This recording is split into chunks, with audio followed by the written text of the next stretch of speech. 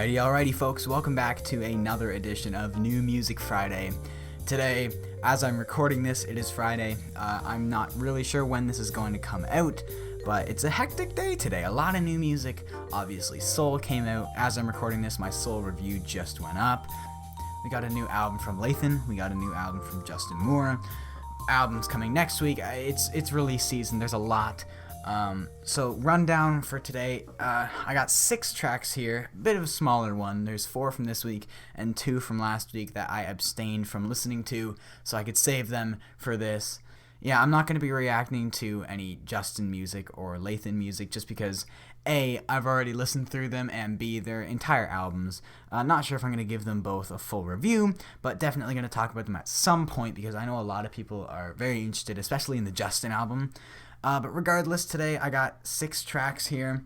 As always, timestamps are down below. If you want to skip ahead to a certain track, by all means feel free. And we're just going to jump in, I think. The first track I have is a new one from Blake Shelton, another pre-release off of his upcoming album Body Language. This one entitled Bible Verses, and let's give it a go.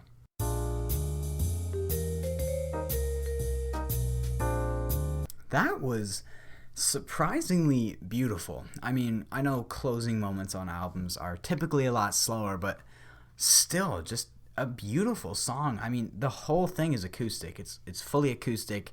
It finds beauty in simplicity. It's just some bright traditional picking the whole way through. Obviously, since sonically it's gorgeous, but there's not much going on, it's the songwriting that really carries this one. It's obviously a very mature spiritual idea about, you know, like when you get to heaven and all of it's all real. You don't have to try and picture what's going on. You don't have to try and imagine or comprehend simply through the Bible. So many good lines in this one, like in the chorus, the catchphrase at the end when he goes, "I want it to read like Bible verses, not the Bible versus me." I think that's brilliant.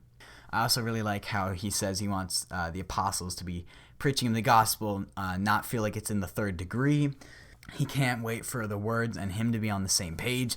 Really just a lot of well thought through lines that, I don't know, it just feels so mature. This is what you want from an artist like Blake, who's getting up there in age.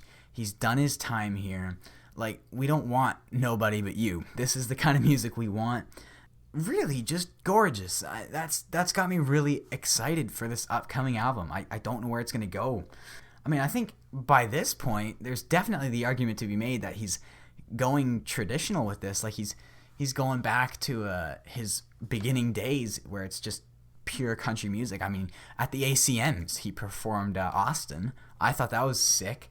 I was kind of disappointed I missed it. I had to watch it on YouTube because I sat through the ACMs long enough. One man can only take so much. And so I went up right before Blake performed Austin. Had I known that, I would have stayed. But regardless, I mean, yeah, that was a great song. I'm thoroughly impressed and just excited. I'm excited to see what this next chapter in Blake's career brings. All right, next on the list, we got a new one from Brett Young. I believe it's called Not Yet, and we're going to give it a try.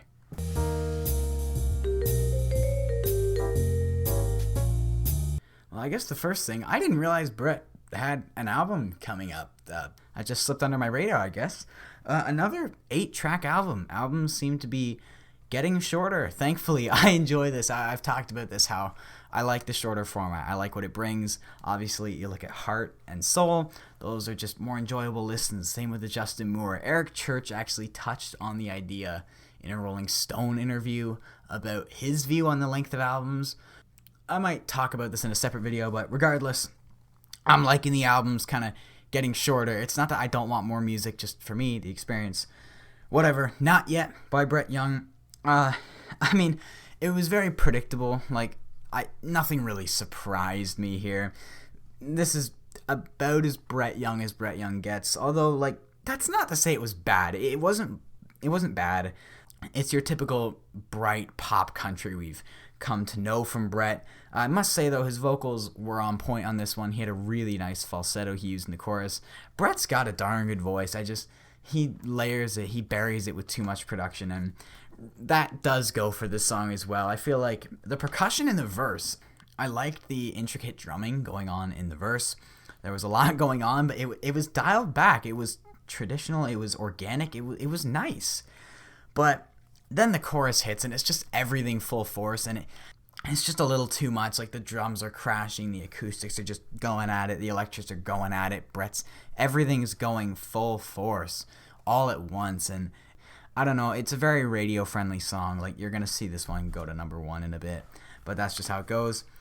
Yeah, heavy, but I didn't mind it, especially in the specifically the second verse. I actually liked how that sounded, mostly because you get to hear Brett's voice more. He's got such a unique tone. It's always nice when it really comes out.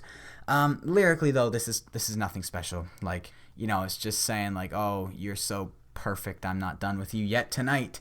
We still got memories left to make. It's very checklisty. I did like the one line about him talking about the morning coming, how he says the sun steals your silhouette. Really like that line. Thumbs up from me.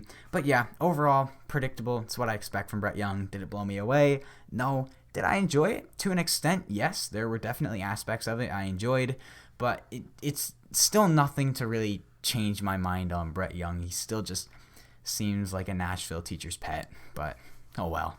Next up, we got a new single from Chris Lane, Fill Them Boots. Let's give it a go.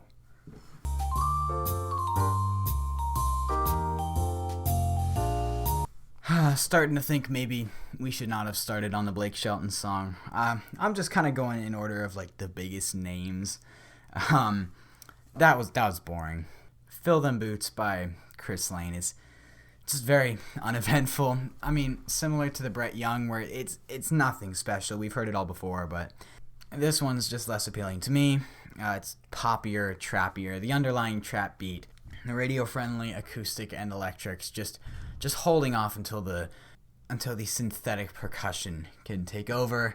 I mean, lyrically, just also a snooze fest. I mean, it's just Chris picking up another girl in a bar. I mean, he's really going full simp mode on this one. It doesn't get much simpier than that. I mean, he'll fill them boots for this girl. He doesn't know her ex, but he's mad at him for what he did.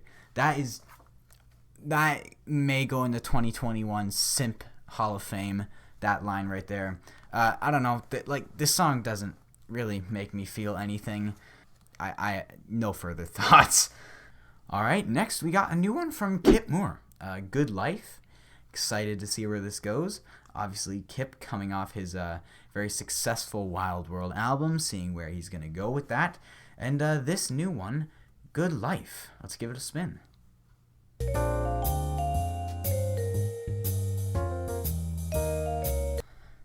I don't know about that one. I mean, it started out sounding almost like an Eric Church song with some funky rock, but it quickly escalated out of control, if you're asking me. I don't know. I mean, lyrically, it's nothing crazy. It's kind of checklisty. It's just Kip saying, here's the things I've done, but I'm living me a good life, and blah, blah, blah. Like, I'm making enough money, and I'm still in my mama's prayers, and all that stuff. I'm behind on payments on my new truck. It's nothing crazy. So, then the focus shifts over to the production, which is arguably where this thing falters more, in my opinion. I don't really know what was going on. They had some vocal layering for most of the song that got pretty annoying pretty quickly. It kind of worked in the chorus, but not in the verses anyways. The percussion was really obnoxious at times. It just got in the way a lot. It was always right there, front and center. Bang, bang, bang. And, I mean, what were those awful, watered-down, yet tinny clap sounds that they'd come in every now and then? They'd just be like a little, like, ka-ka-ka-ka. Like, I don't even know what they were, but I did not like them. It just made me uneasy. I mean, this is a rock and roll song. This is not a country song in many ways at all. Obviously, Kip's always been more rock and roll, and I'm not necessarily saying that as a bad thing, but this is a rock and roll song, but I did not really enjoy it that much. I know a lot of people like Kip Moore, and Kip Moore's fan base is very dedicated, so I'm sorry if you're a lifetime Kip Moore fan and I've just offended your very beliefs, but this song just wasn't it for me. Man, I'm being so negative today. I mean, the Blake Shelton song is really good, but I don't like being this negative. But all right. Next one, we got a new song from none other than Brothers Osborne, Younger Me. This one's from last week. It's one of the ones that I didn't listen to. I saved listening to it until now so you could get my reaction, my honest first thoughts. What do I think of this new track? And we're going to give it a spin.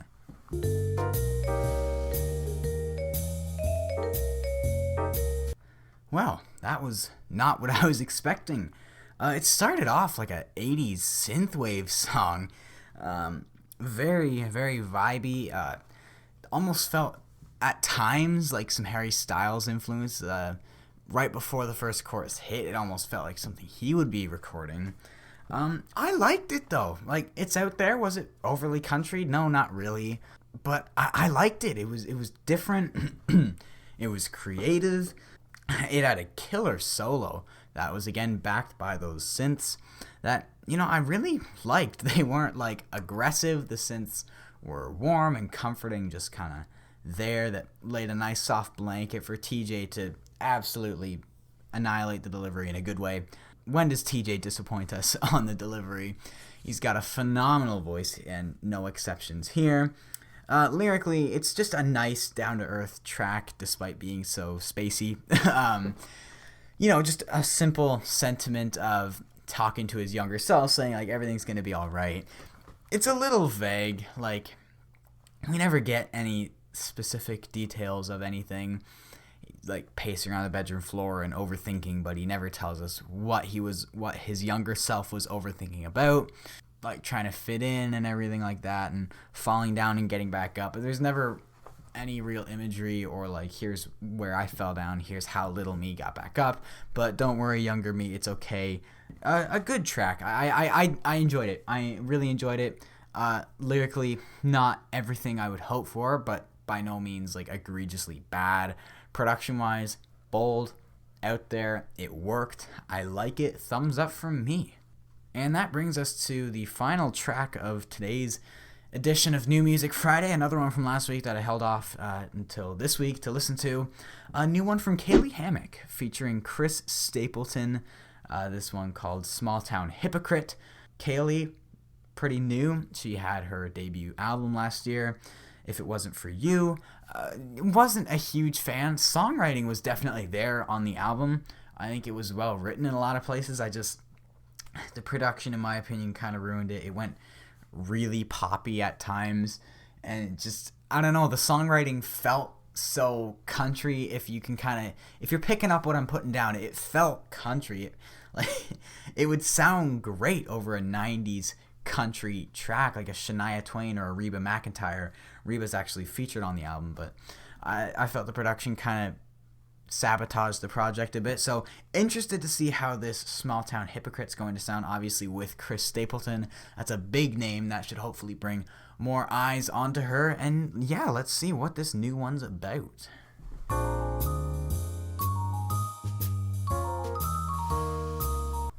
Ooh, brought the heat on that last one. That was a phenomenal track in really every aspect.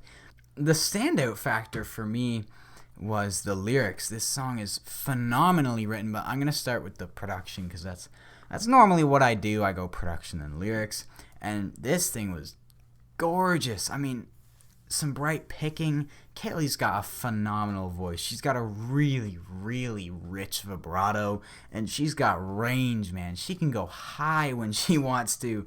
Like on that chorus, that was powerful. It was just some bright acoustic picking the whole time, but then the chorus picks up with some dreamy steel, some open, airy drums. I believe there was some muted piano in the background, if I was hearing that right. Just gorgeous. Airy and gorgeous are the two main words. And I mean, Chris did a great job. It fits the narrative where Chris was, how he didn't really take the lead, but man, their voices worked so well with each other because they can both just keep leveling up and going higher and higher, but tonally they're so different. So it creates this distance where they're like driving parallel to each other, but they're just a lane apart, and it was really special to hear. But songwriting wise, man, I had to go back find the lyrics and write some of these down, just the details and how it all plays off each other, and how Caylee indirectly tells this story is just beautiful. It really is. Cigarette lit leather jacket, one horse town at a table for two, matching scars and tattoos, a vinyl sided double wide. Like, oh, that's so good. That just sounds so good. And it's a great story being told about growing up and in high school, how the homecoming queen could never be an outsider. And so Caylee was like this hypocrite because she was an outsider but trying really hard to fit in. And then in the end, Chris, who plays the character of this other guy she was dating, is a hypocrite because he kind of distanced himself from the girl, saying he needed space, but then went off and settled down. So now he's a small town hypocrite, which is why I think it works that Chris never took the lead, because it's Caylee's story. It's Caylee just venting through music, telling this really hard on her heart story. So Chris is just kind of in the background, like a memory, like the memory of this guy. And the way everything intertwines and plays off each other's really well done. Could not have ended off the episode much stronger. I loved that song. I think that has to be my favorite one out of the bunch. Yeah, so that'll do it for today's edition of New Music Friday. Be sure to comment below what you thought of all these tracks. As for always, Instagram, Discord are in the description below. Like the video if you enjoyed, subscribe if you're new. Why do I feel like I'm forgetting to say something? Alright, I know I'm forgetting to say something, so obviously no script on these videos, just jot notes while I'm listening to the songs. If I forgot to say something, it'll be on the screen now. But until next time, have a great day.